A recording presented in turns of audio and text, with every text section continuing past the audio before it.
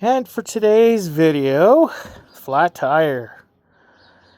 Don't want to take the tire off, hoping to reseal the bead. So this is how I've done it in the past. We'll try it again, see if it works. It's a pretty old tire. Ratchet strap. Try to put some air in it, pop it back on the bead. Let's give it a try.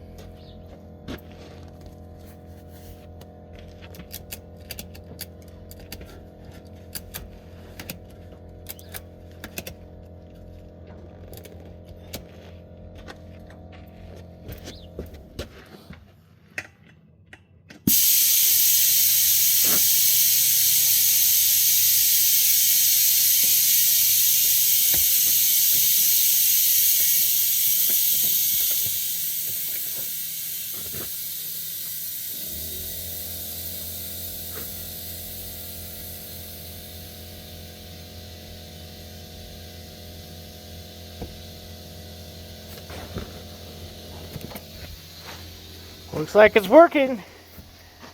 Good old trusty ratchet strap. Putting this tire back on the bead as it was flat. Let's get her done. Happy Friday, y'all. Have a great day.